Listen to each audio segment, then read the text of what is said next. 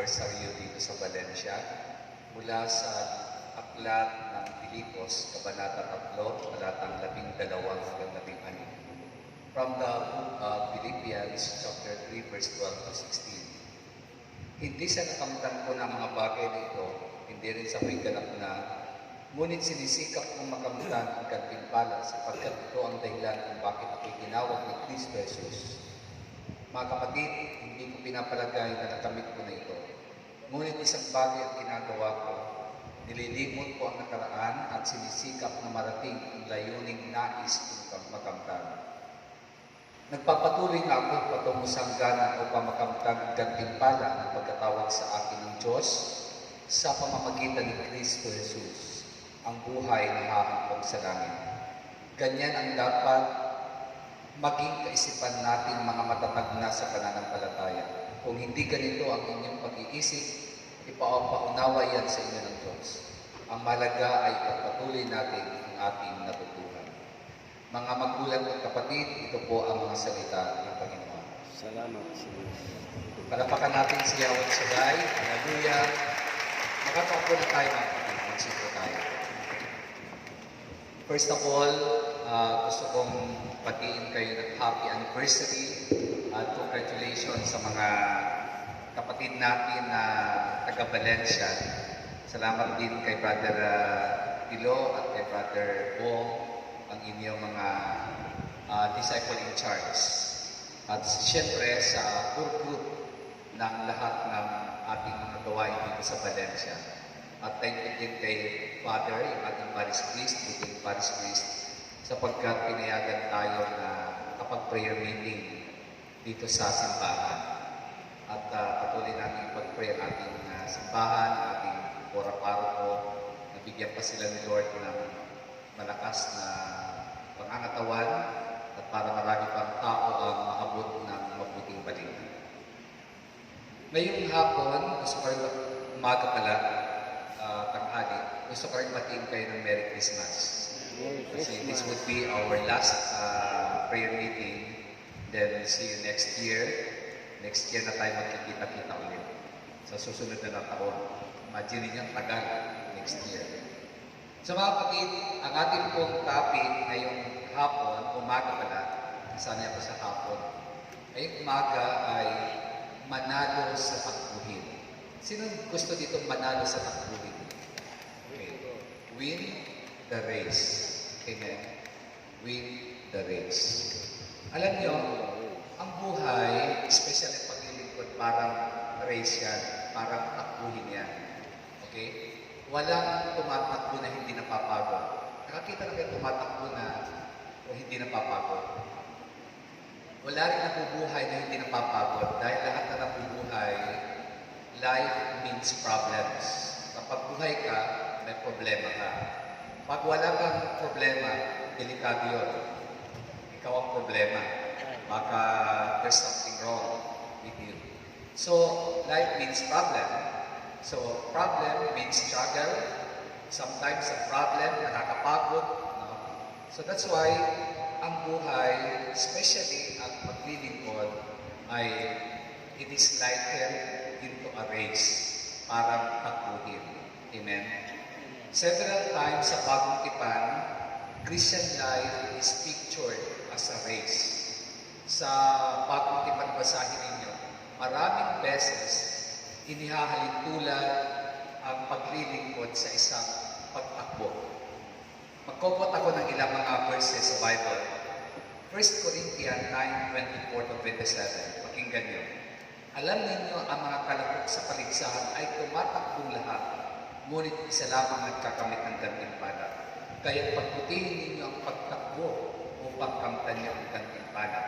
Lahat ng manlalaro at nagsasanay ay may disiplina sa lahat ng bagay upang magkamit ng isang gantimpalang panandalian lamang. Ngunit ang gantimpalang hinahangad natin ay panghabang panahon. Hindi ako tumatakbo ng walang patutunguhan at hindi ako sumusunod sa hangin. Subalit sinasanay ko at sinusupil ang aking katawan upang sa gayon hindi ako maalis sa paligsahan pagkatapos kong mangaral sa iyo. Tingnan niyo, saan inihahalin tulad ang paglilingkod ang buhay Kristyano? inahalin tulad sa takbuhin, pagtakbo. Amen. Another verse sa Bible, 2 Timothy 4:7, pinagbuti ko ang aking pakikipaglaban, natapos ko ng dapat kong takbuhin, takbuhin, at nanatili akong tapat sa pananampalataya.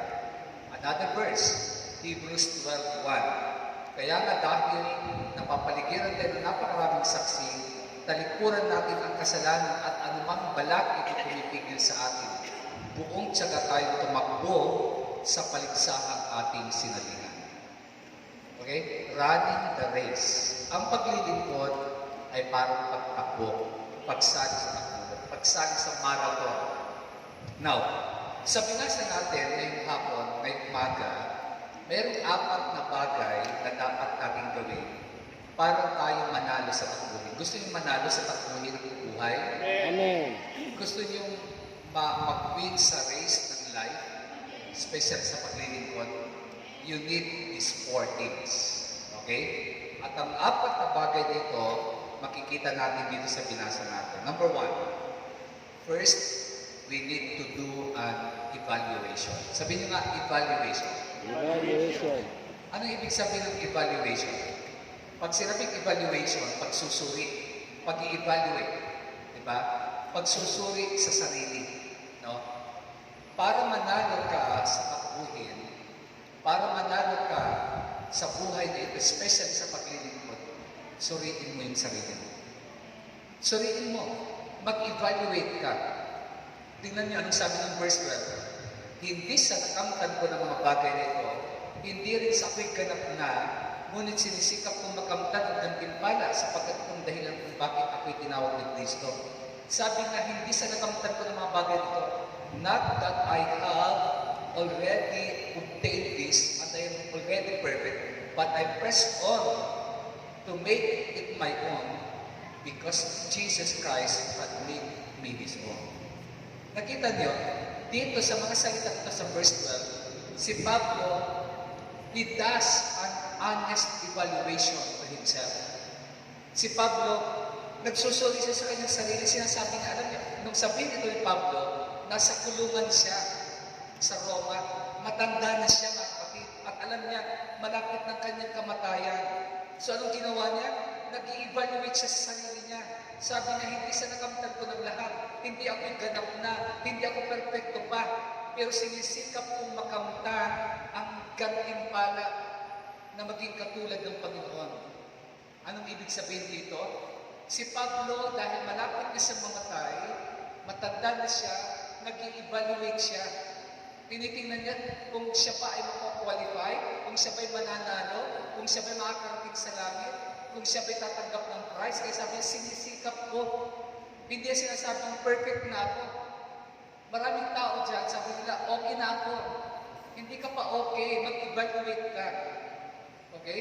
Tingnan mo sarili mo, suriin mo. Baka mamaya ma-disqualify ka sa takbuhin. Baka di ka makarating. Amen? Mga kapatid, si Pablo, katulad niya, suriin natin ang buhay natin, ang pagsisikap natin. Nagsisikap pa tayo maging katulad ni Kristo? Nagsisikap pa tayo sa ating paglilingkod?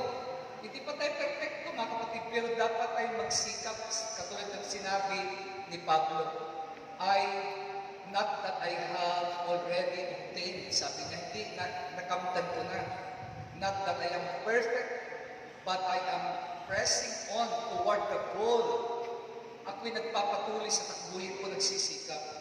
Mga kapatid, alam niyo po, ang isa na dapat nating i-evaluate sa buhay natin, yung ating paglilingkod, na maging katulad tayo ang ating imahin kay Kristo. Alam niyo, hanggat hindi ka magiging katulad ni Kristo, hindi ka magiging masaya talaga. Hindi ka magiging successful. Pakinggan niyo itong illustration ko. Mayroong isang naturalist. Ang naturalist, ito yung mga nag-aalaga ng mga ibon. Itong naturalist, nagdala siya ng itlog ng agila, nilagay niya doon sa itlog ng mga manok. Inapisa yung itlog ng agila. Nung mapisa yung itlog ng agila, naging sisiw siya. Nakasama niya ang mga manok, kaya kumakain siyang manok. Lumalakad siya ng parang manok, pero agila siya. Isang araw, nakita ng isang aviary, yung aviary, yun yung mga nag-aral talaga sa mga ibon. Sinabi sa naturalist, Brad, mali yung ginagawa mo. Agila yan, hindi yan manok. Dapat hindi mo yan ihalo sa kanila. Dalhin mo sa bundok, paliparin mo. Alam niyo po, nung dinala yung agila doon sa bundok na pinalipad, lumipad ang agila. Napakataas kasi agila siya. Naging masaya yung agila. Amen. Ganon din tayo.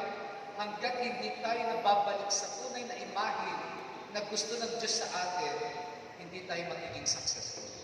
Hindi tayo magiging masaya. At anong imahe yun? Di ba sabi ng Bible, we are created in the image and likeness of God. Kaya kahit gaano ka pagkapera, kahit gaano ka pagkatalino, kahit gaano ka kagandang bahay mo, kagandang sasakyan mo, kung ang ginagawa mo sa buhay hindi katulad ng ginagawa ni Kristo, maniwala ka, something is missing. May kulang. Hindi ka magiging masaya. Hindi ka magiging masaya. Ang daming tao, mapera nagpapakamatay. Bakit? Something is missing. Hanggat hindi ka nababalik sa imahe na gusto ng Diyos para sa iyo, you will never be happy. You will never be successful. Amen. You have been created in the image and likeness of God. Nakikinig kayo? Amen. Noon, wala akong saya. Kala ko nun, okay na ako, nag-graduate na ako ng college. Okay na ako dahil may pera ako. Pero wala. Amen. Kailan ako naging masaya? Nung maglingkod ako kay Lord. Kasi ito yung imahe na gusto ng Diyos sa akin. Maging katulad ako sa pamumuhay ng ating Panginoon. Although di ko sasabing perfect na ako, ha? Nagsisikap tayo. That's why we need to do some evaluation. Kailangan natin mag-evaluate, kailangan natin magsuri. Amen? Alam niyo po, habang papalapit ang pagtatapos ng taon, 2 linggo na lang New Year na, 2021. Tama po ba ako? 2 linggo na lang New Year na. Amen? Malapit na. Dapat it is a good time for all of us to do a self-evaluation. Mag-evaluate tayo sa ating sarili. No? Suriin natin ating sarili. No? Ang ating buhay ay mabilis lang. Alam niyo, isang araw, sooner or later, we will be facing the Lord Jesus. Lahat tayo haharap sa Panginoon. Kaya mag-evaluate tayo. Sinabi ko nga dati, alam niyo, kung ang buhay, ang lifespan ng tao ay, sabihin na natin, 70 or 80 years. Kung ikaw ay 20 years old, alam niyo, ang buhay parang putet sa pagtulog. Parang isang araw. Kung ikaw ay 20 years old, nasa alas 8 ka ng umaga. Kung ikaw naman ay 30 years old, nasa alas 11 ka na ng umaga. Kung ikaw ay 40 years old, nasa alas 2 ka na ng hapon. Kung ikaw naman ay 50, nasa alas 4 ka na ng hapon. Kinig kayo ha? Totoo itong sasabi ko. Kung ikaw naman ay nasa 60, nasa alas 6 ka na ng gabi. Lumubog na ang araw. Okay? Kung ikaw naman ay nasa 70, nasa alas 8 ka na ng gabi. Ano nang pinaghahandaan mo? Pagtulog. Pag ikaw ay nasa 80 plus na, hindi ka na makatulog. Anong ibig kong sabihin? Life is short. You need to do an evaluation. Maiksi na ang buhay. Kung ang sinabi ko sa inyo, kung ang lifespan, 70 to 80 years old. Eh, ang iba, kung paano kung 50 to 60 years old? Kung 40 ka, ito nasa hapon ka na. Malapit na ka ng matulog. Nakikinig kayo? Amen. So that's why we need some evaluation. Mag-evaluate tayo para manalo tayo. Para makamtan natin ang gantimpala. Dahil ang pinakagantimpala natin, hindi dito sa lupa. Nagkakamali kayo. Iiwanan niyo ang lahat sa lupa. Amen? Ang tunay na gantimpala natin nasa kabilang buhay. Ito ang sinasabi dito ni Pablo. Amen. Win the race. Amen. We all need to do an evaluation and realize where we are in our Christian life. Nasaan ka na ba sa paglilingkod mo? Nagagawa mo na ba yung gusto ni Lord sa buhay mo? Nasaan ka na ngayon? Do self-evaluation. Amen?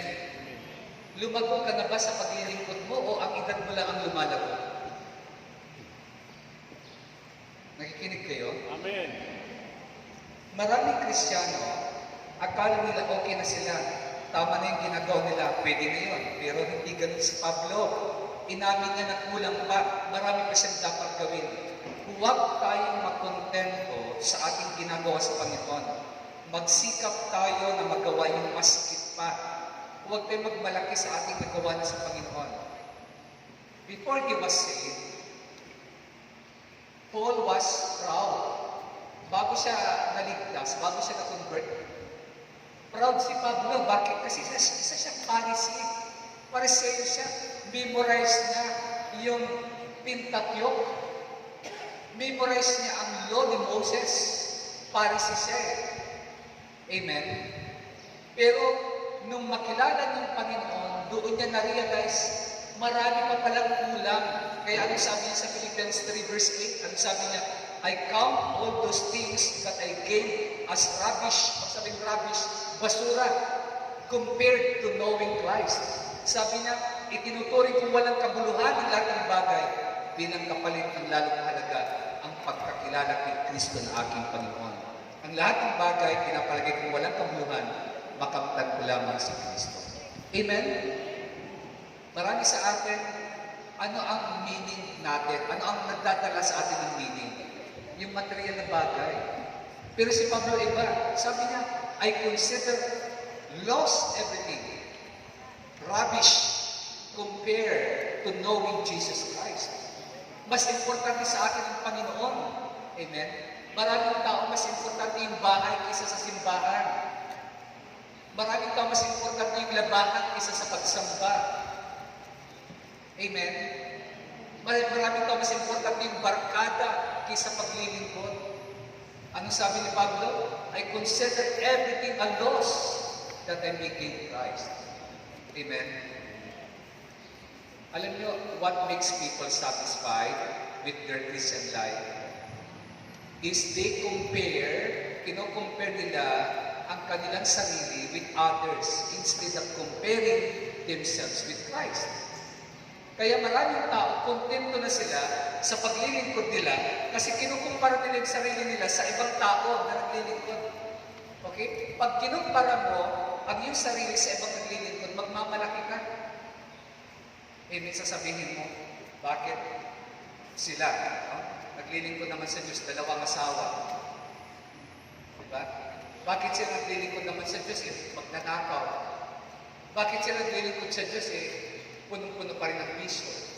Pag kinumpara mo yung sarili mo sa kanila, hindi ka mag-i-strive na gawin yung maganda para sa Panginoon. Kasi kinukumpare mo, i-compare mo ang sarili mo kay Kristo. Amen. At pag kinumpare mo, doon mo makikita, layo mo pa pala. Doon mo makikita, mali pa pala itong ginagawa ko. Amen? Amen. Pero pag kinumpara mo yung sarili mo sa iba, bakit siya? Tagal sa gawain, palaging late. Ikukumpare mo sarili mo sa kanya, hindi magpapalate ka na rin. Nakikinig kayo? Amen. What makes people satisfied with their Christian life is they compare themselves with others instead of comparing themselves with Christ. Amen? Mga kapatid, huwag mong ikumpara ang sarili mo sa iba. Ikumpara mo ang paglilingkod mo kay Kristo. Amen? Ako po, hindi po ako nagko-compare ng sarili ko sa iba. Ang palagi kong tinitingnan ng Panginoon, Lord, may kulang pa ba? Lord, tama na ba itong ginagawa ko? Hindi ko sasabing perfect ako. Ang dami ko ng mga lapses, ang dami kong mga flaws. Pero, I never compare myself to anybody. Kasi may stagnant ako. When you compare yourself with others who have not grown to where you are, you feel better about yourself than you should. Ang pakiramdam ko, okay ka na. Kasi mas magaling ka sa iba. Hindi. Kulang pa. Alam niyo, do you know what sin is? Alam niyo ba kung anong kasalanan? Makinig kayo. Ang kasalanan, it is the distance between you and the glory of God. Ang kasalanan, sinasabi ng Bible, yung distansya mo sa kaluwalhatian ng Diyos. Bakit? Pakinggan nyo. Romans 3:23. All have sinned and come short of the glory of God. Lahat daw nagkasala at hindi ka umabot sa pamantayan ng kaluwalhatian ng Diyos. Unless you have gotten to the place where you glorify God, that is sin. Hanggat hindi ka dumarating sa punto na nagluluwalhati ka sa Diyos, nag-glorify ka sa Diyos, kasalanan yan. Kaya, kahit na dumadalo ka, kung hindi ka nag-glorify sa Diyos, kung ang ginagawa mo hindi nakapagbibigay ng kaluwalhatian sa Diyos, namumuhay ka pa rin sa kasalanan.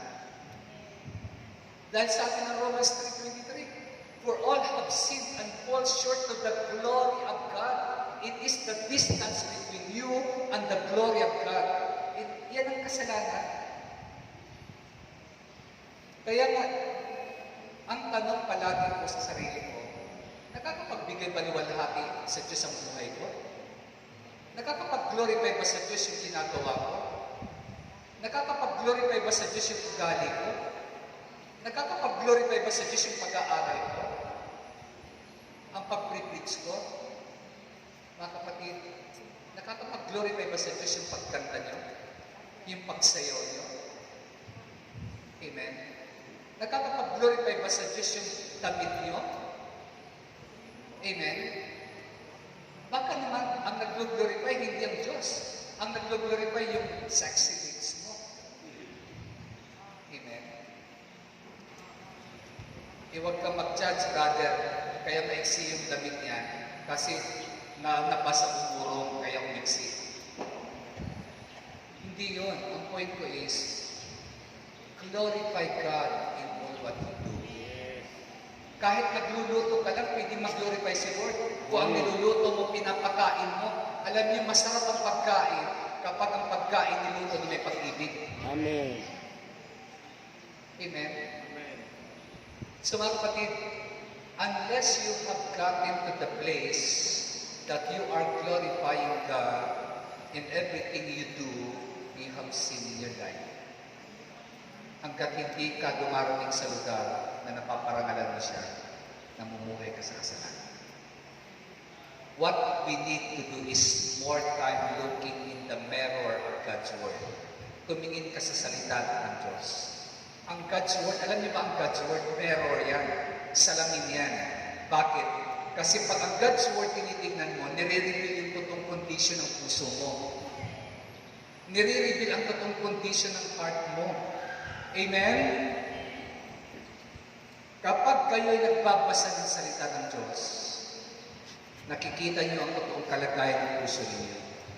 Iniwala kayo sa akin. Amen? Kasi ang God's Word is a mirror. Salamin yan. Amen? And when we do, so let's spend more time reading God's Word, studying God's Word, looking in that mirror, the mirror of God's Word, because that God's Word will reveal to us the things in our lives that are not pleasing to Him. Yung mga bagay na hindi kalugod-lugod sa Panginoon. So, you need an evaluation. Number 2, napakalawang bagay na kailangan ng tao para manalo sa takbo, hindi lang evaluation. We need to have concentration. Concentration. Ano ang ibig sabihin ng concentration? Pag sinabing concentration, walang halo. Nakakonsentrate. Isang bagay na concentrated, di ba? Walang halo, nag-iisa lang siya. Ano sabi ng verse 13? But one thing I do, forgetting what lies behind, and straining forward to what lies ahead. Sabi ni Pablo, ngunit isang bagay lang ang ginagawa ko. Hindi sinabi, ngunit maraming bagay akong ginagawa. Sabi niya, one thing I do, isang bagay ang ginagawa ko, nililipot kong nakaraan, sinisikap na marating ang layuning nais kong makamtan. Concentration yun. Kasi hindi siya nag-i-entertain ng any distractions. Alam niyo ba, ang paglilingkod maraming distraction yan. Kahit na yung pagdalo sa gawain, ang daming distractions eh. Amen? Lumingon ka sa katabi mo, natutulog, madidistract ka. Tutulog ang cellphone, madidistract ka. Maiisip mo yung utang mo, madidistract ka. Makikita mo yung wallet mo, 20 pesos na lang, madidistract ka. Makakasalubong mo yung taong kaaway mo, madidistract ka. Anong sabi ni Pablo? One thing I do, forgetting what lies behind, kinakalimutan ko yung nakaraan, and straining forward what lies ahead. Nagpapatuloy ako sa pagtakbo. Gusto kong maabot yung finish line. Amen? Mga kapatid, the key to success in any area of life is concentration. A burning focus. The key to success in every areas of life is concentration. Believe me. Ang isang susi, nag-iisang susi para magtagumpay ka, kahit anong area, yung concentrated ka. Ibig sabihin, nakafocus ka. Halimbawa, sa pag-aaral. Bakit maraming hindi nakakatapos sa pag-aaral? Distracted. Amen? Nag-i-entertain ng manliligaw, nag-i-entertain ng bisyo. Diba? Totoo yun. Sa mga kabataan, tuturo ko sa inyo. Maniwala kayo sa akin. It's up to you kung susundin niyo yung advice ko hindi. Pero pag sinunod niyo ako, maniwala kayo sa akin, magiging successful kayo. Sa mga nag-aaral, hanggat di kayo nakatapos ng college, huwag muna kayo mag-entertain ng ligaw. Totoo yun. Mahirap, Brother Darwin. I-crush ko yun eh. Totoo yun. Concentrated. Brother, inspiration ko yun eh.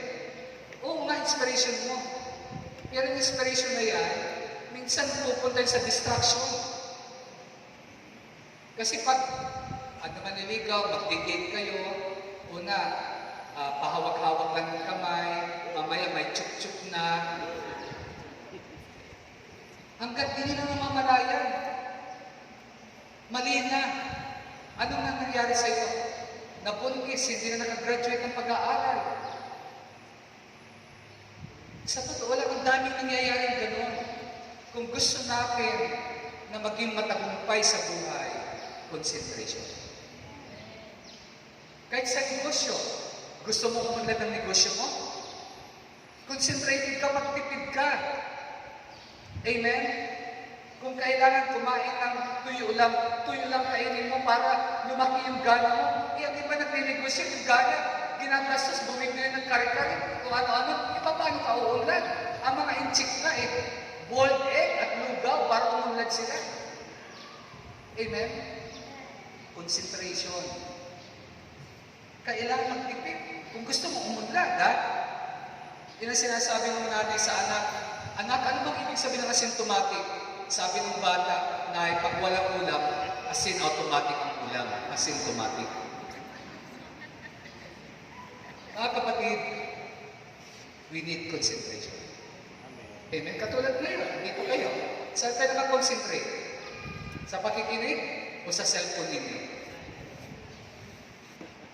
Amen? Concentration. The key to success in any area of life is concentration. Burning focus. Amen? Sa family life. Ang pamilya, kailangan ng concentration yan.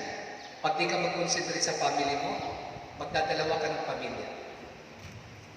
Totoo yan. Magtatatlo ka ng pamilya. Kasi ang daming distraction. Amen? Totoo yan. Alam nyo, hindi ko i-accept yung sarili ko dyan. Alam ko, ang daming distraction, ang daming temptation. So, kung hindi ako mag-concentrate sa family life ko, masisira ang pamilya ko. Amen? Mga kapatid, lahat, no matter what you attempt in life, you will not be successful without concentration. You have to avoid distractions. Amen. Sabihin niyo nga, concentration. Concentration. Mag-concentrate kayo. Sa mga naglilingkod, mag-concentrate sa paglilingkod. Anong sabi ng James 1 verse 8? A double-minded man is unstable in all his ways. Unstable.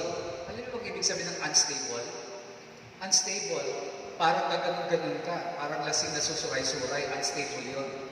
Unstable to read. Matatag. Ang tao raw na double-minded, unstable. Ibig sabihin, be single-minded. Concentrate on one thing. And what is that one thing? Being like Jesus. Amen? Ano sabi ng Panginoon? No man can serve two masters. Hindi pwedeng maglingkod ng dalawang Panginoon. Amen? Anong sabi ni Pablo? One thing I do. Sabi niya sa 1 Corinthians 10:23, all things are lawful, but not all things are helpful. All things are lawful, but not all things build up. Malaya kong gumawa ng anuman, ngunit hindi lahat ng ito'y nakakabuti. Malaya kong gumawa ng anuman, ngunit hindi rin lahat ito'y nakakatulong. Mga kapatid, mayroon tayong kalayaang gawin ng isang bagay. Pero ang tanong, ang gagawin mo ba dahil malaya ka makakabuti? Amen? Makakabuti ba? Halimbawa, tatanungin ko kayo, ang paglilinis ba ng bahay, mabuting gawain? Mabuti.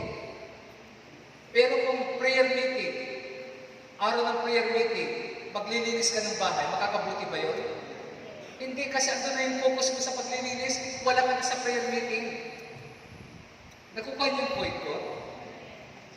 You cannot serve two masters at the same time. Ibig sabihin, may panahon sa paglilinis, may panahon sa pagsamba. Amen? May panahon ng paglalaba, may panahon ng pag-worship kay God. Hindi mo piling sabihin, maglalaba lang muna ako, hindi mo lang mag-worship. Mga kapatid, when we allow good things to distract us from the best thing, they become bad things. They become bad things. You know what? The enemy of the best is good and better.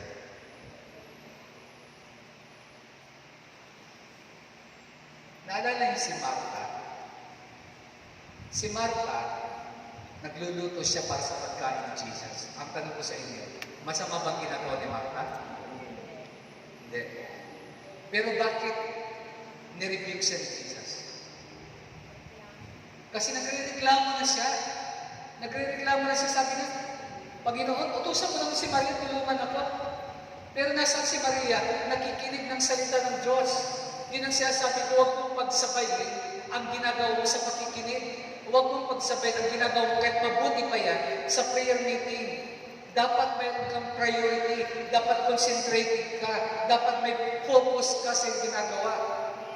Anong sabi ni Jesus kay Martha? Martha, Martha, you are anxious and troubled about many things, but one thing is necessary. Don't get distracted. Concentrate on one thing. Makinig ka sa salita ng Panginoon. Amen.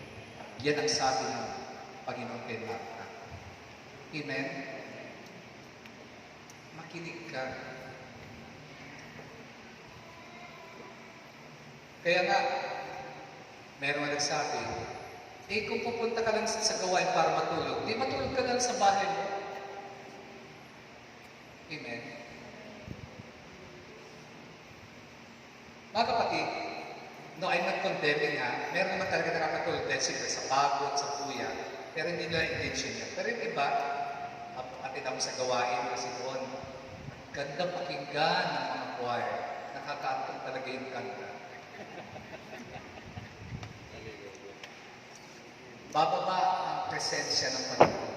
Hindi presensya, bababa ang pasensya ng Diyos. Concentrate on one thing. Makinig kayo. Your job, your friends, your hobbies are not bad. Not bad by themselves alone. But if they keep you from growing in serving God, yan ay nagiging masama. Alam niyo, marami akong nakilalang tao. Noong una nakapokus sila sa paglilingkod. Pero nagkaroon sila ng hobby. Hobby nila ng basketball. Hobby nila yung ibang mga bagay, mag-fishing. Nawala na concentration sa paglilingkod, nandun na sa basketball palagi. Tingnan nyo, nasaan na? Nawala. Amen? Ang iba naman, nung una, focus sa gawain.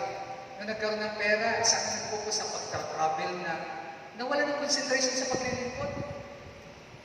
Amen? Huwag niyong i-allow na ang mga bagay, kahit maganda pa yan, na mag-agaw ng inyong focus sa paglilingkod. Nakikinig kayo? Don't let Satan distract you. Concentrate on one thing, to serve the Lord. Amen? Alam nyo, maraming tao, matagal na sa gawain, no? Kung kailan tumagal na sa gawain, matagal na rin dumating sa gawain. Sino yung maagang dumating? Yung mga bago. Amen? Mga kapatid, bakit wala na ang concentration? Evaluation, concentration. Number 3, ang pangatlo na tinuturo sa ating binasa ay yung salitang we need to have determination. Determination. Anong sabi niya sa verse 12? I press on. Sa verse 13, straining forward to what lies ahead. Sa verse 14, I press on toward the goal for the prize. Lahat ito ay determination talk. Lahat ito ay determination words. I press on. Alam niyo pag sabing press on, parang pinipress ka. Parang may pumipigil sa'yo. Di ba pag may pressure, parang pinipigilan ka? Ang sabi ni Pablo, I press on. Pinipilit ko. Ibig sabihin, mayroon siyang determinasyon. Kasi ang determinasyon, masusukat lang yan kapag mayroong kumukontra sa'yo. Pag mayroong struggle, may kalaban, determinado ka. Amen? Si Pablo, matanda na siya, pero hindi siya nag-quit na maging holy. Maraming tao habang tumatagal, lumalamig na ang paglilingkod. Gayahin natin si Pablo habang tumatanda, lalo siya nagiging passionate sa Panginoon. Habang papalapit na yung pagtulog niya, lalo siya naging strive na gawin ang kalooban ng Diyos. Marami sa atin habang tumatagal, parang pababa ng ating spiritual na buhay. Hindi dapat gano'n. Alam niyo po, ang tunay na success, becoming what Jesus wanted to be. Ang definition ng mundo sa success, marami kang pera. Ang definition ng mundo ng success na naka-iPhone 12 ka. Ang definition ng Diyos ng success, becoming what Jesus wanted to be. Yung maging ikaw kung anong gusto ni Lord para sa'yo. Maging mabuti kang tatay, maging mabuti kang asawa, maging mabuti kang lingkod ng Diyos, maging mabuti kang Christian. That is success. Amen? Don't quit trying. Amen? Many Christians have quit trying, they have quit fighting sin, they have quit praying, they have quit witnessing, they have quit serving the Lord. Don't quit. Quitters never win, and winners never quit. Amen? Huwag kang aayaw. Huwag kang laban lang. Fight, fight, fight. Amen? Laban. Alam niyo si Ruth, gusto ko example sa Bible, sa Old Testament. Si Ruth, isa siyang Moabite. Ang kanyang asawa namatay, isang Hudyo. At ang kanyang mother-in-law, si Naomi, ay pabalik na ng Bethlehem. At sabi niya kay Ruth, diniscourage si Ruth na huwag ka nang sumama. Dalaga ka pa, marami ka pa mapapag-asawa, kakapag-asawa ka pa, maganda ka, umuwi ka na lang sa inyo. Magpaiwan ka na dito sa Moab. Ako babalik na sa Bethlehem. Pero kung sabi ni Ruth kay Naomi, huwag mo akong pilitin, lisanin kayo. Wherever you go, I shall go. Forever your God will be my God. Where you die, there I will die also. Iyon ang determination ng kapatid. Iyan ang determinasyon na kahit anong problema, kahit anong pagsubok, kahit anong kawalan, maglilingkod ka sa Diyos. Amen. Ang iba, ulan lang, di na maka-attend. Alam niyo, nung ating Christmas fellowship, a night before, alam niyo po, nag-lose yung temper ko, pero hindi naman halata.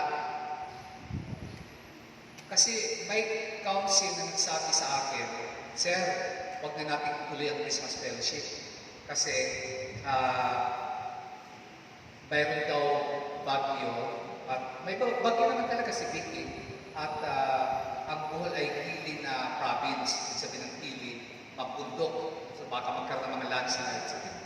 Ba't yung pinangungunahan? Sabi ko, tuloy pa rin ang Christmas fellowship kasi ayokong ma-disappoint yung mga kabataan. Nag-prepare na sila. Ayokong mag-stumble yung marami. Isa Manila nga, signal ng trip, hindi pinatitigil ni Brother Mike yung gawain. Natutumba na yung stage. Nandun pa rin si Brother Mike, nag-pre-preach. Naalala nyo? Si Brother Mike na bali yung kanyang bagyo yun. Sa PICC, natumbahan siya, pero nagpatuloy siya. Amen? Ang iba, kunting ulan lang, di na maka-attend. Ang iba, 20 pesos lang pera, di na muna ako atin, 20 lang pera ko. Paano ka magkakaroon ng pera kung sobrang mahal yung 20 na yan? Bigay mo yun sa Diyos. Amen? Maniwala ka, hindi 20 ang babalik sa'yo, 1,000 babalik sa'yo. Amen? Pero wag naman yung 20 lang. Amen? Mga kapatid, determination. We need that kind of determination. Determination to rule. Wherever you go, I shall go. Si Ruth, isang Moabite, hindi sa isang Israelite. Imagine ninyo yung cultural shock na mararanasan niya. Pupunta siya sa bansa na hindi sa taga roon, hindi niya alam ang salita. Makikipagsapalaran, pero ginawa niya. Amen.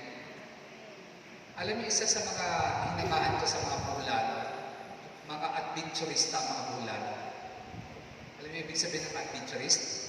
Yung hindi natatakot mag-adventure. Amen. May risk-taking. Yan po si Ruth. Determined. Alam niyo, hindi ka magiging adventurist kung hindi ka determined. Kaya marami dito, nasa Canada, nasa Amerika, nasa ibang bansa. Bakit? Kasi mga adventurista. Pero kayo nandito, huwag naman kayo malis, mauubos tayo. Amen. Mga kapatid, determination. Alam nyo, ang pag-apat, dito ako magtatapos. Ang fourth na kailangan natin na tinurot dyan, hindi lang evaluation, hindi lang concentration. Ano pa yung pinagtin ko isa? Determination. Ang pang-apat, yung word na liberation. We need liberation. Ano ibig sabihin ng liberation? Kalayaan. Pagpapalaya. Liberated ka. Liberation. Anong sabi ng verse 13? Forgetting what lies behind. Kinakalimutan ko ang nakaraan. Paul had to forget some things. Paul refused to be enslaved to the past. Ayaw niyang alipinin siya ng kanyang nakaraan. Kailangan siyang makalaya sa kanyang nakaraan. He knew he needed to be liberated from the past. Maraming tao ngayon, there are many people today who are shackled to the past. Alam mo yung shackled? Nakakadena sa kanilang nakaraan. Amen? Nakaraan nilang buhay hanggang ngayon, yan pa rin ang kanilang ginagawa. Nakaraan nilang bisyo, yan pa rin ang kanilang ginagawa. Nakaraan nilang kasalanan, yan pa rin ang kanilang ginagawa. Anong sabi ni Paul? Forgetting what lies behind. Kinakalimutan ko yung nakaraan. Liberated ako. We need liberation. Kailangan natin makalaya sa ating nakaraan. Pag alipin ka sa nakaraan, di ka makakarating sa pangarap mo. Amen. Alam niyo ba kung bakit ang rear view mirror ng kotse ay mas maliit kaysa sa windshield? Napansin niyo yan? Yung rear view mirror, alam niyo yung rear view mirror? Yung maliit na dyan sa windshield. Bakit mas maliit yan kaysa sa windshield, sa salamin? Ang salamin ng rear view mirror, maliit kaysa sa windshield. Alam niyo kung bakit? Because what is in front of you is more important than what is behind you. Mas importante yung hinaharap mo kaysa sa nasa likod mo. Kapag palagi kang nakatingin sa rearview mirror mo, maaaksidente ka, makrakrash ka. Pag palagi kang nakatingin sa iyong nakaraan, sa guilt ng nakaraan mo, sa vision ng nakaraan mo, sa nakalipas mo, babangka ka. Amen? Mga kapatid, tandaan po natin yan. Many people need to be liberated from the guilt of the past. Yan ang una, guilt. Ano yung sabihin ng guilt? Yung mga nagawa natin hindi tama, na parang bangungot hanggang ngayon. May mga tao, hanggang ngayon hindi nila mapatawad yung sarili nila. Pinatawad na sila ng Diyos, pero sarili nila hindi nila mapatawad. Dahil sa guilt. Guilt. You need to be liberated from your guilt. Amen? Guilt of the past. Si Pablo, hindi siya nagwalo sa kanyang guilt. No, hindi siya lumaki sa kanyang nakaraan. He focused on the future, not on the past. Amen? Alam niya, pinatawad siya ng Diyos. Yes, lahat tayo.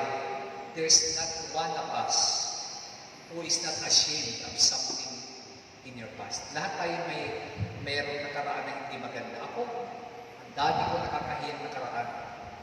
Pero, what I'm doing today, forgetting what lies ahead. Kinakalimutan ko yung nakaraan. Amen? Minsan, hinahabol ako ng nakaraan ko. Yung nakaraan ko, nag-text minsan sa akin. Sabi ko, nakaraan ka na, past ka na. Amen? Tapos na tayo. Nasa present na ako at future. Ang past is past. Ang iba, hindi maka-let go sa past. Hindi maka-move on. Amen? Kapatid, mag-move on ka, huwag mo sabihin sana all. Mag-move on ka. Let go of your past. Forget what lies behind. Amen? Whenever Satan reminds you of your past, remind him of his future. Kapag pinapaalala ni Satanas sa inyo ang inyong nakaraan, ipaalala mo kay Satanas yung kanyang hahantong at pupunta siya sa lake of fire. Amen? And people need to be liberated not only from the guilt of the past, but from the glory of the past. Yan ang isa pa, glory. Hindi lang yung guilt ng iba, yung kanilang tagumpay noon, hanggang ngayon, hindi pa rin makalimutan. Tapos na yun. Amen? Ano pa? Many people need to be liberated from the grief of the past. Ano yung grief? Yung mga sama ng loob ng nakaraan. Meron 10 taon na yun, pero di pa rin mapatawad dahil sa grief of the past. Amen? Ang tagal na nun, hanggang ngayon, di mo pa rin mapatawad. Brother, di kita makakalimutan sa ginawa mo sa akin. Nanggigigil ako sa iyo. 10 years na, hanggang ngayon, di ka pa rin nakakalit ko. Amen? At many people need to be liberated from the grudges of the past. Mga kapatid, nawa ngayong umagang ito ay manalo tayo sa race. Amen. At ang kailangan natin sa race is evaluation, concentration, determination, and liberation. Kumain tayo ba?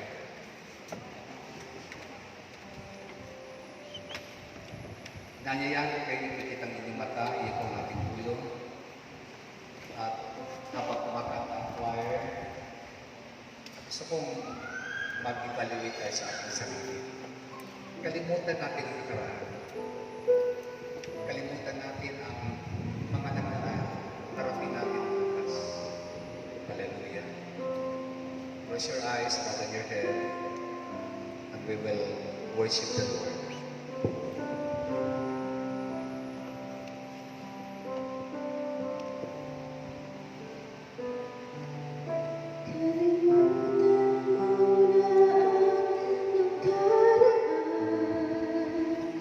Ngayon nagdaraan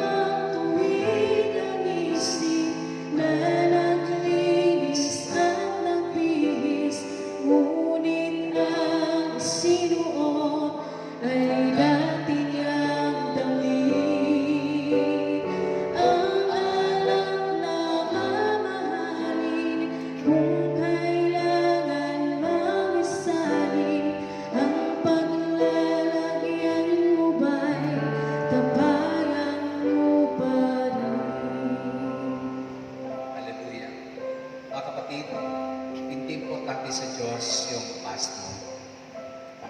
Huwag kang tumingin sa past mo. Importante kay Lord, yung ngayon, yung future. Sabi ng Bible, Jeremiah 29:11, "For I know the plans I have for you, a plans to give you hope and a future, a plan not to harm you." So, oras ito, itaas sa ating mga prayer request, lahat ng ating mga daladalahan, pag-pray natin. Dakilang Diyos, mapagpalang Maya, El Shaddai, pagpalain mo ang kahilingan ng iyong mga anak. Lord, nothing is impossible with you. Inaangkin namin na ang prayer request nila, ikaw mag-a-answer nito. Pagpalain mo rin, Lord, ang kanilang mga handog sa gawain at dalangin mo, Panginoon, ibalik mo sa kanila higit pa sa kanilang pangailangan. Overflowing the blessings, Lord, ibalik mo sa kanila. Pagpalain mo mga manggagawa mo dito sa Valencia, coordinators, mga assistant nila, at mga treasurers, ang aming DIC, pagpalain mo. At lahat, Lord, na dumalo ngayong umaga sa gawain mo, pagpalain mo. At ikaw, Lord, mag-imana sa kanila. Pagpalain mo rin, Lord, ang aming mass ngayon.